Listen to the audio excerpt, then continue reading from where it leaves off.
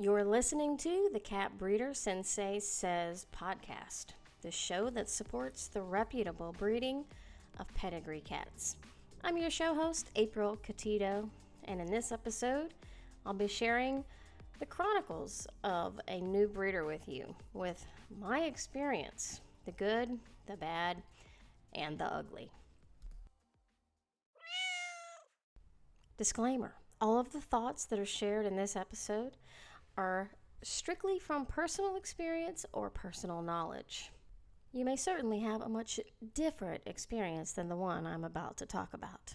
So the main reason for me doing this episode was so that if you have experienced or are currently experiencing some of the things that I did when I was brand new, well, then I wanted you to know that you're not alone. I mean, it can feel like a real lonely, isolated world out there when you're trying to get the help that you need to break into the breeding industry, and it seems like there's just no one there to help you. So before I get into this story, I will say that the good part about it is that I'm doing fine. I toughed things out. I didn't let people stand in my way. I didn't let people discourage me. I didn't let the negativity overwhelm me. And I just soldiered through the really rough parts, which is really in the beginning. And it took a few years for me to settle into the idea and to become real comfortable with myself and even being a part of this community. So now it's good. I mean, I feel like now I'm here to try to help make the change that I think is very much needed. So before I ever started breeding Maine Coons, I did attend cat shows, and I really was just a spectator there. And I ended up befriending two ladies that were showing their Maine Coons, and they were both breeders. In fact, they were partners. And they were super nice to me. They would educate me about the breed and explain how the cat shows worked and the point system and just point out all the features of a Maine Coon, and they were super helpful. That was until I said that I wanted to be a breeder myself. That's when things changed with them. So one of the very first things that happened to me that I can recall, there was so many, but these two ladies came to my house, like my home, where I live. And one of them, one Saturday morning, she sent me a text message and she said, "Hey, we want to come by and have a look at where you plan on keeping your mail." So I'm like, "Oh, cool, they're going to help me." So of course I was happy for them to come over. They walked around my home and complimented me on my cats that I had at the time. And I showed them where I planned on keeping a male because I have a cattery that used to be used as a home office, and then we just converted it into cattery space, and it's actually quite nice. So they seemed to be impressed with that and said, "Yeah, that's a great space for a boy." But then they started asking me questions that they knew, or I guess they knew, I don't know, I didn't know the answer to, like complicated questions and trick questions, if you will. And when I would answer them incorrectly, they would like look at each other and laugh, and it was weird. And it made me uncomfortable because this was in my house. By the end of their visit, which was about an hour long, they said, "You're not ready for this. You don't have the answers and you don't know what you're doing. So you probably should just start showing an altered cat first. That's where you need to start, and you need to be friends with people that are at the cat show. And once they're comfortable enough with you, then maybe they'll sell you a cat for breeding, and that's pretty much how you get into the business." So that's what they told me. And I wasn't willing to do that. I'm sorry. That seems like a year or two of showing an altered cat to earn a championship title, or maybe not, in hopes that somebody will like me enough to sell me a kitten. No, I wasn't willing to do that, even though I know that's one of the ways people tell you to get started into the business. And yes, I do call this a business. Some people will have a heart attack when they hear me say that, but it's not a hobby.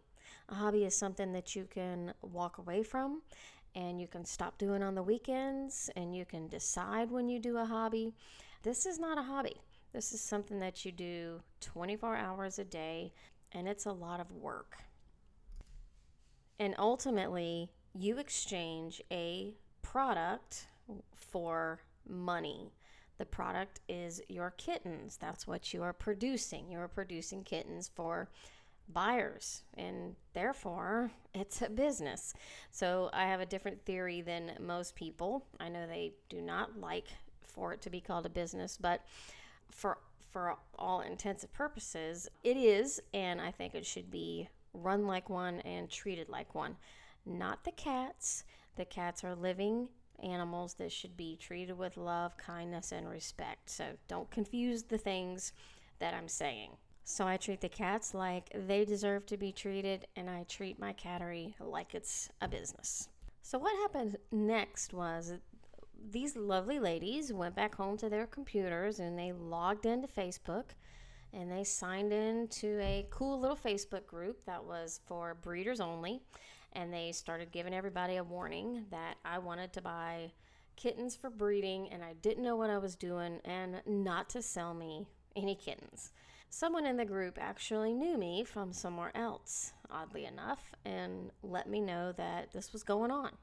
And that was the moment I thought, what in the world? Why would somebody do that? Like, they don't even know me.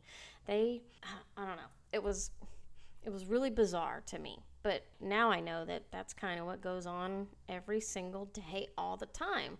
The new breeders that are trying to get their foot in the door and meet new people and figure out how to do this the right way just get the door slammed in their face, and people start talking about them online and social media, and it's really bad. It's super negative, and I don't like it. Well, there wasn't much I could do to defend myself at that time because I could not get into that group. It was the little secret society for breeders only, and there was no way I was getting in. So I was just, blew it off, like, whatever, I don't know why they're saying that, but okay. But I did at that point feel a little lost and depleted, and like, wow, I thought these ladies were coming to help me. And then I realized that they weren't coming to help me at all. They were coming to try to shut me out. And that's kind of the common theme. So I did turn to the internet and I started looking for information. Anything I could find. And there's no assembled information about breeding cats. So you probably know that by now. You will find a lot of don't breed cats to make money. And if you do, you're the most terrible person that ever walked on the face of the earth. And you're an evil form of a human if you breed cats when there are so many cats already in the shelter. Those are like the two most common things that you find when you search for how to breed cats or how to start a cattery, things like that. You get no help whatsoever. So from there, I started messaging breeders in the United States, of course, asking if they would help me. And boy, that's a bad idea, just right out of the box. If you ever want to feel like the stupidest person ever, just ask a few random breeders if they'll mentor you and help you start breeding the cats that they breed. You will get your booty handed to you real quick. Whatever you do, don't ask them if they'll sell you a kitten for breeding. They have heart attacks, like literally right on the spot. Now, recently, I've learned that it's not like that in every country. It's mainly in the United States of America. So I'm not sure what's going on with the USA breeders ladies, but you guys got some issues. So they kind of end up in a vicious circle. So they attack you for not knowing what you're doing, but they don't want to help you. And so then you get bad-mouthed about breeding cats and not knowing what you're doing. But you're back to, well, will you help me figure out what I'm doing? And they say, no, I don't. I don't have time. And no, nobody else is allowed to do this except for me. I'll say that, but that's what it seems like. If you're in the United States, and maybe some other countries too, I'm sure, it doesn't take long before you realize that you can import your kitten from Russia, or in fact from Europe, the whole continent. The people there are nice. They don't give you any problems. It's hassle-free. They don't badger you. They don't question how much knowledge you have. But there are negatives to that. You don't know what you're getting when you buy a kitten. So if the goals of our cattery are health, temperament, and type, it's almost impossible to confirm any of those three things when you're importing a cat from a breeder that you don't know and you're getting it from overseas. It's just really risky. And I can speak firsthand about that. In fact, that's why I did the episode about how to vet a breeder when you're buying a kitten. So be sure to check that out if you haven't yet. There is a lot of risk when you're importing. There's a lot of risk when you're buying any kitten from any breeder, but the risk highly increases when you don't know the person that you're working with and you don't know their lines and don't know the temperament of the cat. It's just all a gamble. When you get the kitten, at least I know when I do, when I import and the kitten arrives or I go pick it up, I open the travel carrier and I'm like, what did I get? Is it what I thought it was? Did they trick me on the photos? Did they tilt the head a certain way so I didn't see the flaws in the profile? Oh yes, honey, they do that. Is the temperament nice? Is this kitten friendly? Does he let me hold him? Is he scared to death? Is he skittish? And then ultimately, is he in good health? Is he in good health right now? And is he going to be in good health in a year from now and 2 years from now? It's just so many things that are risky. I didn't know about these risks when I imported my first kitten.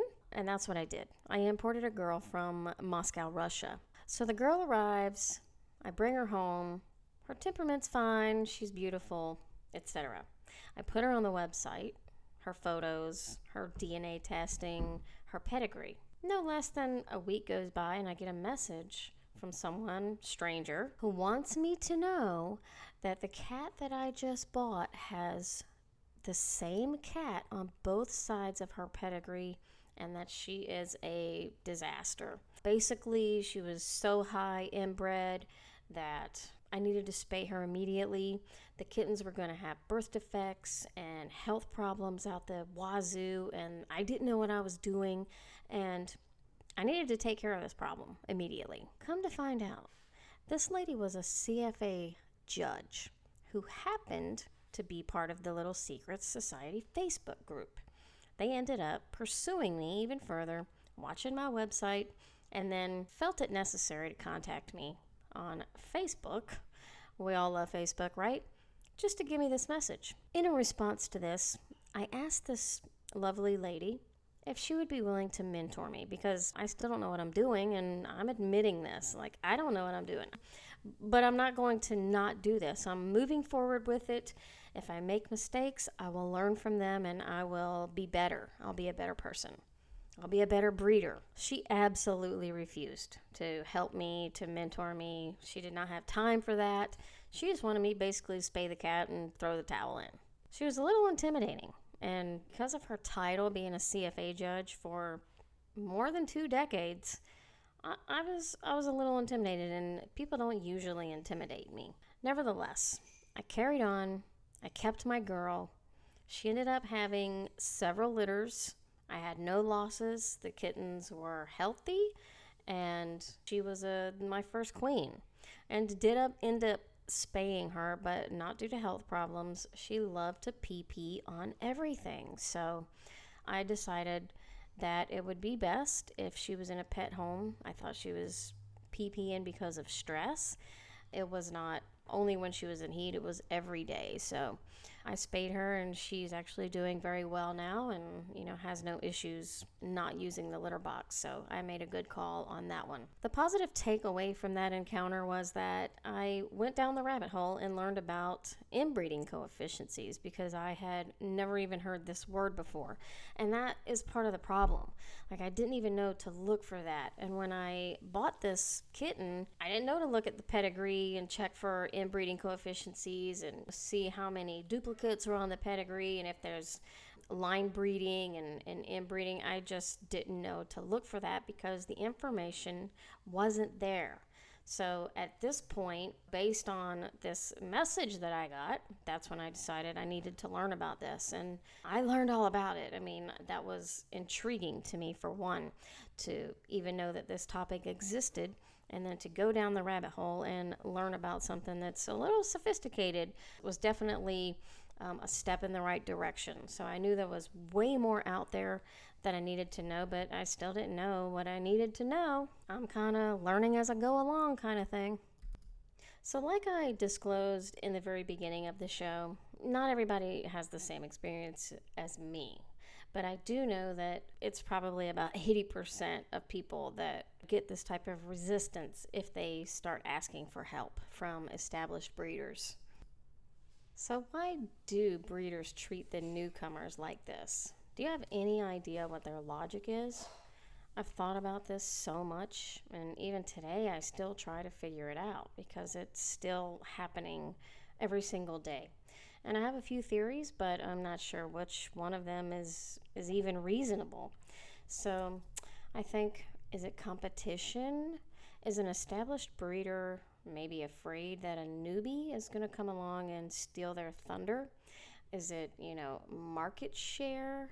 Are they highly competitive and maybe they're doing well at the shows and they don't want competition there? I don't know. This is all absurd to me, but I don't know. Maybe it's a competition thing or a market share, like fear, like somebody new coming in and taking away the buyers maybe that they could have had. I'm not sure, but that's a theory. Then there's one that's not quite as silly, which is being protective of their breed. So I'm very protective of my chosen breed, and I'm really adamant about breed standard and protecting and preserving and using healthy lines and retiring those lines that aren't healthy and may pass down anything genetic that would affect the quality of life in the kittens. So I totally understand breeders being protective of their breed.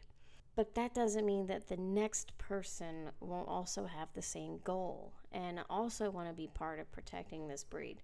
So we can't automatically shut the people out that want to be a part of this. I mean, the more people that are really enthusiastic, like myself, for example, I'm happy to have them join in on the movement to protect the breed that I love. So maybe they just think a different way and think that the newbies are here to destroy the breed and be careless and reckless.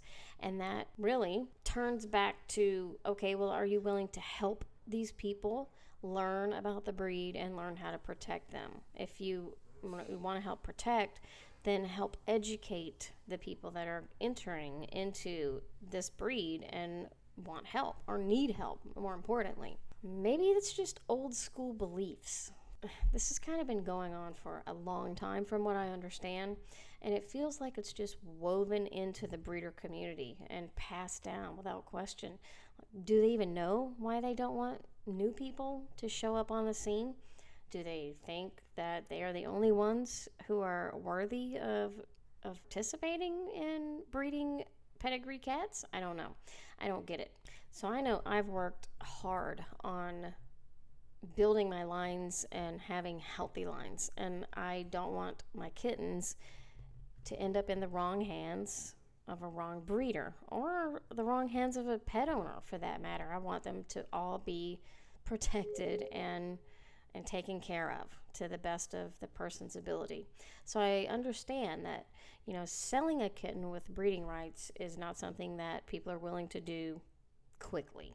They want to know the person and trust the person. That's a big word too. They want to trust who the kitten is going to and know that they have the same goals in mind. So that's really what I think breeders should establish and discuss a little bit more is, what are the goals of your cattery? What are you hoping to accomplish by breeding this cat in the first place? And if the goals are not in line with yours, then it's okay to say no. It's not okay to be ugly to that person, though. You can kindly just refuse to help or refuse to sell the person a kitten with breeding rights, just like you would refuse to sell a person a kitten for a pet if your gut told you not to. But be kind, just simply maybe point them in the right direction and offer some guidance on where they can find some help. Everybody was new at one time. Everybody knew nothing when they first started. A new person that's coming into the space has just as much of a right as you did when you were brand new. And this, my friends, is why Cat Breeder Sensei was created. We're here to offer a home for the new generation of cat breeders. A safe place, a community that doesn't agree with or tolerate negativity that is experienced by so many new people out there. Yes, we want to protect and preserve our breed and make good decisions about where our cats go, but we also want to change the dynamic that has existed in the cat breeding world for a very long time. The one that's kind of cold and standoffish. The one that tries to prevent new people from coming into the space. The one that's overcritical. Cat Breeder Sensei is here to help you achieve the knowledge that you need to be a reputable breeder. For the first time ever, there's a place where you can go. A self-guided training platform that has all of the basic fundamental information that you need to get started as a reputable cat breeder. So maybe you don't need it necessarily, but if someone asks you for help and asks you questions about getting started, maybe you can point them into the right direction. You can send them to Cat Breeder Sensei. I do want to thank you for listening to the Chronicles of a Newbie Breeder on today's show. Don't forget to subscribe to our podcast so that you get all of the new episodes that come out. And if you will, do us a huge, huge favor and leave us a positive review on the podcast platform that you're listening to us on right now. That would be so very awesome. I'm signing off for now, but I will see you guys next time on Cat Breeder Sensei Says. Thanks for listening.